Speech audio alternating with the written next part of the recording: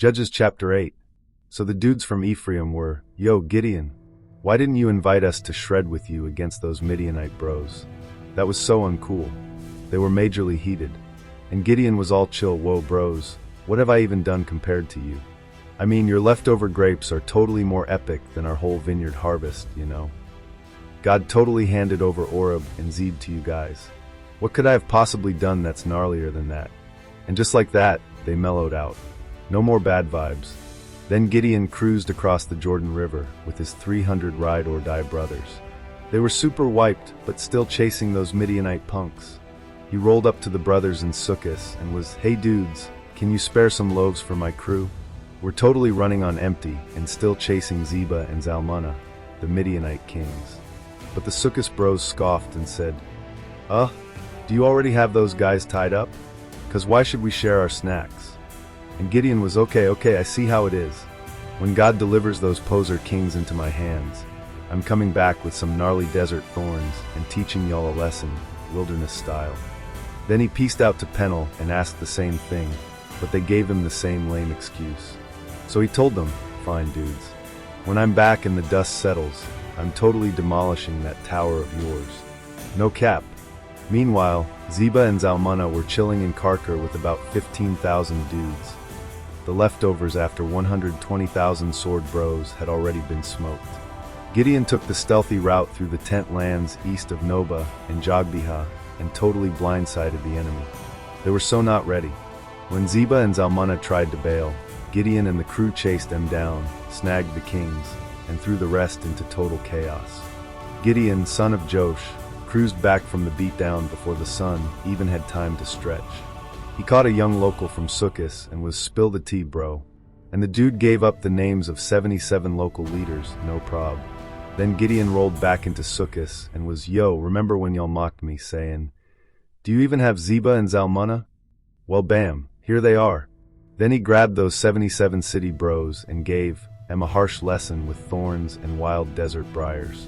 It was super intense. After that, he stomped down Peniel's tower and took out the dudes there too.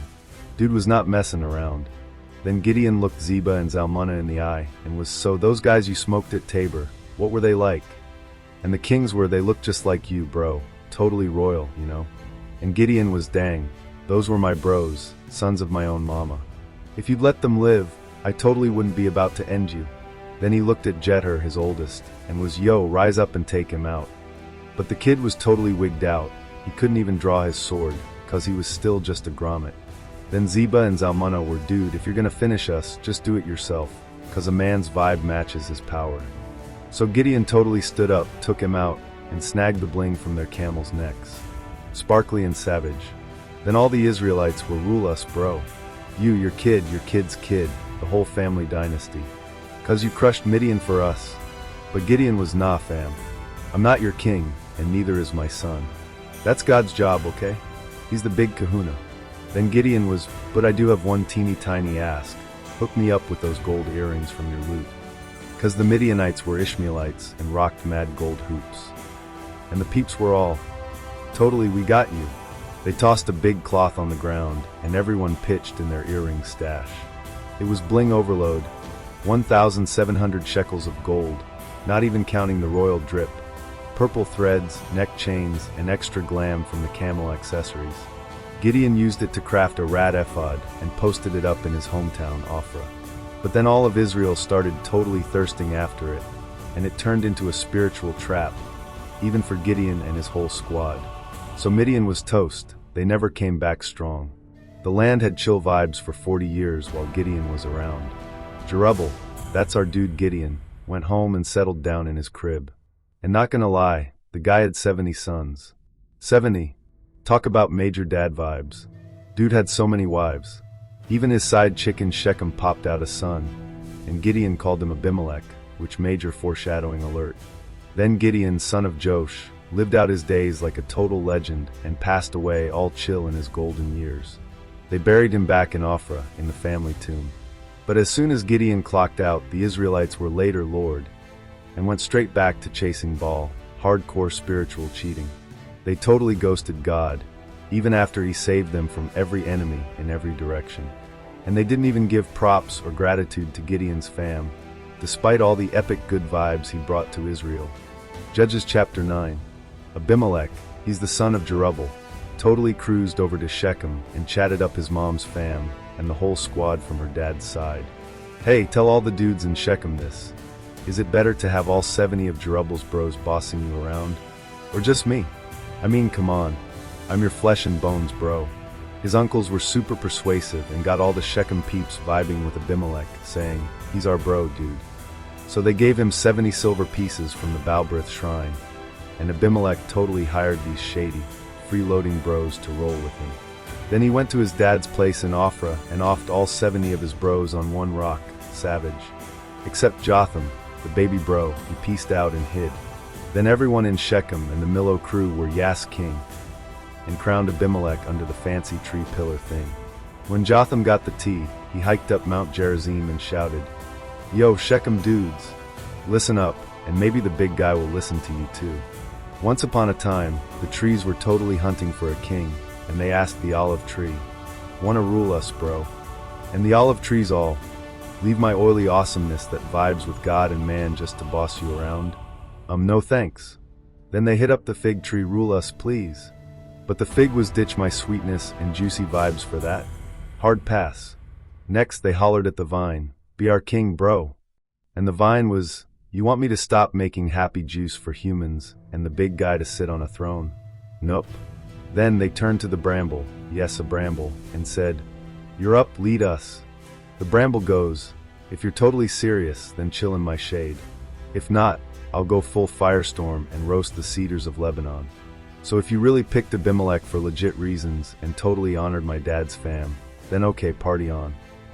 Because my dad, he literally risked it all to save you guys from Midian.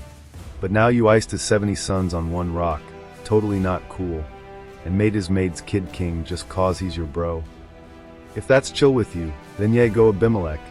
But if not, then may Abimelech light y'all up like wildfire, and vice versa. Jotham then bolted to Beer to hide from his sketchy big bro. Abimelech ruled over Israel for 3 whole years. Big whoop.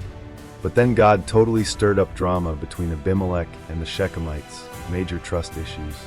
Cause let's be real, karma was coming for what he did to Jerubbaal's sons, and the Shechem squad were just as guilty. So the Shechem bros set up ambushes in the mountains and mugged people messy. Word got back to Abimelech though. This guy Gal, son of Ebed, rolled into Shechem with his crew, and the Shechemites were, this guy vibes better than Abimelech. They partied hard, picked grapes, made wine, got lit at Baal's house, and started trash-talking Abimelech. Gal stood up all buzzed and was, who even is Abimelech? And why should we serve Shechem? Isn't he just Jerubbaal's kid, with Zebul his sidekick? Let's stick with the OGs from Hammer. Why serve this poser? If I was in charge, I'd totally dump Abimelech. Yo Abimelech, come at me bro. Bring your army. Zebul, the city's boss, heard all that and was super triggered. Zebul totally DM'd Abimelech on the low, dude Gal and his squad are in Shechem, and they're beefing up the city against you. Rise up tonight, you and your crew, and totally chill in the fields till morning. Then as soon as the sun pops up, hit them hard, and when they come out, you'll know exactly what to do bro. Abimelech was bet, and he and his peeps went full stealth mode at night, and spread out into 4 squadrons near Shechem. Gal strolled to the gate in the morning like he owned the place, and boom, Abimelech and his crew popped out from hiding. Gal was, whoa, are those people coming down from the hills? And Zebul was all, nah bro, it's just mountain shadows. You're trippin', dot. But Gal squinted and was, dude, I swear those are actual people. There's a group over there, and another one by the plain of Midian. Then Zebul clapped back, where's all that smack talk now, huh? Didn't you say, who's Abimelech? Well, there's your answer, bro. Go out and show us what you got. Gal was fine, whatever, and rolled out with the Shechem boys to throw down with Abimelech. But it did not go well. Abimelech chased him off, and peeps were falling left and right all the way to the city gate. Abimelech chilled at Arumah after that, but Zebul totally kicked Gal and his crew out of Shechem, no freeloaders allowed. The next day, the people of Shechem tried to go about their usual business in the fields. Bad idea, dudes. Abimelech was surprise party. He split his squad into 3 and ambushed them as they were vibing in the fields. One squad hit the city gate like a wrecking ball, while the other two flanked the field peeps and totally wrecked them. Abimelech went full savage on Shechem all day, wiped it out, knocked down the buildings, and sprinkled salt everywhere. Major dramatic exit. When the tower dudes in Shechem heard about it, they all dipped into this stronghold inside the temple of Baal-berith retreat. Word got to Abimelech that the tower bros were all holed up, and he was, oh really?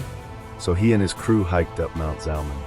Abimelech grabs an axe, chops a big branch, throws it on his shoulder, and was, okay dudes, copy my moves. Everybody was say less, and did the exact same.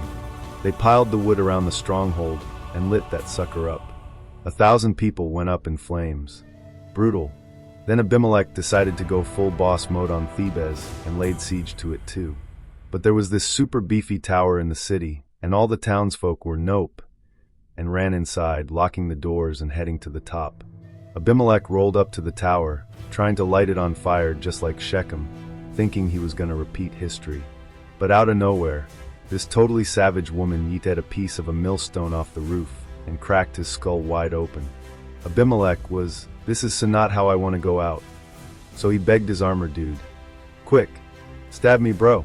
I can't have people saying a girl took me down. So the guy did the deed, and Abimelech croaked. When the Israelites saw he was toast, they all went, bye, and pieced out to their own spots. And that's how God served Abimelech a gnarly dose of justice for what he did to his fam. Karma Deluxe Edition. Oh, and all the shady dudes from Shechem? Yeah, they got theirs too. It was the ultimate, told you so from Jotham, son of Jerubbaal. Judges chapter 10. After Abimelech bailed, this totally chill dude Tola, son of Puah, grandson of Dodo from the tribe of Issachar, stood up to save Israel. He was posted up in Shamir, way up on Mount Ephraim. He kept things cool for 23 years, then passed on, and was buried in Shamir. Respect. After him came Jair from Gilead, and he took the reins for 22 years. This dude had 30 sons, each cruising around on their own donkey colt like royalty. And they each had their own city, which they called Havothjair, still goes by that name in Gilead even now. Jair eventually passed too, and they laid him to rest in common. But then Israel totally wiped out on their faith again. They ditched the Lord and started fangirling over Baalim, Ashtaroth, and every trendy foreign god, Syria, Zidon, Moab, Ammon, the Philistines. It was a full-on spiritual shopping spree. And God was majorly not stoked. So he let the Philistines and the Ammonites totally wreck Israel. That year kicked off 18 gnarly years of oppression. Israel, especially on the east side of the Jordan, Gilead, the Amorite zone, they were getting thrashed. The Ammonites even crossed the Jordan to start beef with Judah, Benjamin, and Ephraim. It was a nationwide bummer. Everyone was totally stressed out. So the Israelites were, OMG Lord, we totally blew it. We ditched you and followed Baalim. We're so sorry. And the Lord was, haven't I rescued you before? From Egypt? The Amorites? Ammon? The Philistines? What about the Zidonians, the Amalekites, and those pesky Maonites? You called out, I showed up. Boom, freedom. But now, you ghosted me. Went after those other wannabe gods. So nah, I'm out. Why don't you hit up those new gods you're so into? Let's see if they answer your DMs when stuff hits the fan. And Israel was, okay, you're totally right. Do what you gotta do. Just please save us today. We're begging. So they dumped all their weird gods and went back to serving the Lord. And God, he saw how miserable they were and felt real heartache. Poor guys. Meanwhile, the Ammonites rolled in and camped out in Gilead like they were ready for a throwdown. Israel was, we better squad up, and they all camped in Mizpeh. And the people of Gilead were, okay, but seriously, who's gonna lead this charge against the Ammonites? Whoever steps up gets to be the boss of all Gilead.